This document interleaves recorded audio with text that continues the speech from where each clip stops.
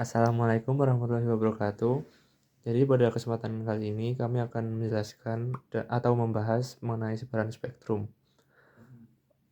Sebelumnya perkenalkan saya Rafli dengan NPM 2420501073 dan rekan saya. Muhammad Nawal Al-Fariski dengan NPM 2420501063. Jadi apa itu sebaran spektrum? Jadi singkatnya, speed spectrum adalah metode komunikasi di mana sinyal disebarkan ke seluruh rentang frekuensi yang tersedia. Jadi teknologi ini awalnya dibuat untuk kebutuhan militer dan intelijen. Tujuannya adalah membuat sinyal lebih sulit dicegat atau diganggu dengan cara menyebarkannya ke bandwidth yang lebih lebar. Jenis split spectrum pertama disebut frekuensi hopping. Jadi versi yang lebih baru disebut Direct Sequence Split Spectrum atau DSSS. Jadi Direct Sequence Split Spectrum atau DSSS adalah teknik modulasi dalam telekomunikasi yang digunakan untuk mengurangi gangguan atau interferensi saat sinyal dikirim. Pada teknik ini, sinyal asli yang memiliki bandwidth tertentu disebarkan sehingga bandwidth-nya menjadi jauh lebih besar. Konsep sebaran spektrum sendiri adalah seperti gambar berikut. Diagram tersebut menjelaskan proses pengiriman dan penerimaan data menggunakan split spektrum. Jadi data yang diperluas spektrumnya oleh PN code yang berfungsi untuk melawan gangguan. Lalu penerima menggunakan kode yang sama untuk mengembalikan sinyal ke bentuk semula. Lalu keseluruhan sistem meningkatkan keamanan, kualitas sinyal, dan kapasitas pengguna. Atau lebih mudahnya bisa dilihat pada tabel kesimpulan berikut. Kemudian kita masuk dalam peran split spectrum dalam telekomunikasi. Yang pertama yaitu mengurangi interferensi atau gangguan sinyal. Kedua, meningkatkan keamanan transmisi. Ketiga, meningkatkan kualitas sinyal di kanal phishing. 4, meningkatkan keandalan pada lingkungan yang sulit. Dan 5, memperluas cakupan. Terdapat kriteria sebaran spektrum. Nah, sebuah sistem dapat disebut split spectrum harus memenuhi beberapa kriteria. Contohnya yaitu 1. Sinyal yang dikirimkan menduduki bandwidth yang jauh lebih lebar daripada bandwidth minimum yang diperlukan untuk mengirimkan sinyal informasi. Yang kedua, pada pengirim terjadi proses splitting yang menebarkan sinyal informasi dengan bantuan sinyal kode yang bersifat independen terhadap informasi. Kemudian yang ketiga, pada penerima terjadi proses desplitting yang melibatkan korelasi antara sinyal yang diterima dan replikasinya kode yang dibangkitkan sendiri oleh suatu generator lokal.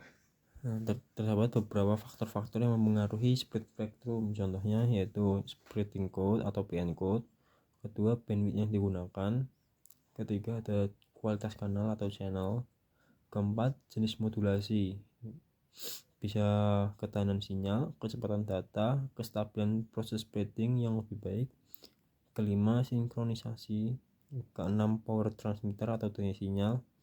Daya sinyal mempengaruhi seberapa kuat sinyal bertahan di kanal dan kualitas penerimaan setelah di split. 7 ada kecepatan data atau data rate. Semakin besar data rate, semakin cepat sinyal dikirim, tapi butuh splitting code dan bandwidth yang lebih baik. Contoh pengaplikasiannya ada pada GPS atau Global Positioning System yang setiap satelit menggunakan splitting code berbeda sehingga receiver bisa membedakan sinyal dari banyak satelit secara bersamaan. Kedua ada CDMA, Code Division Multiple Access, pada jaringan seluler digunakan pada jaringan 3G. Banyak pengguna bisa memakai frekuensi yang sama karena tiap pengguna punya kode penyebar unik.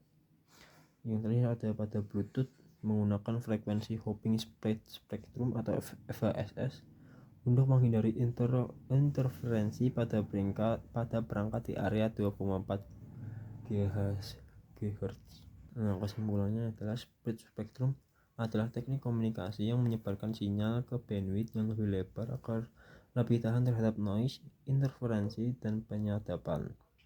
Dengan menyebarkan sinyal menggunakan splitting code, sistem menjadi lebih aman, lebih stabil, dan dapat digunakan oleh banyak pengguna secara bersamaan, seperti pada CDMA dan Wi-Fi. Teknik ini membuat komunikasi tetap handal meskipun berada di lingkungan yang penuh gangguan. Nah, beberapa ada sumber referensi yang kita gunakan untuk menggunakan presentasi ini, yaitu satu ada https everythingf.com community what is direct sequence split spectrum. Yang kedua ada tutorial on split spectrum technology di website eetimes.com. Yang ketiga ada computer science split spectrum di website sciencedirect.com. Dan keempat ada split spectrum di website kamalulasmi97.medium.com.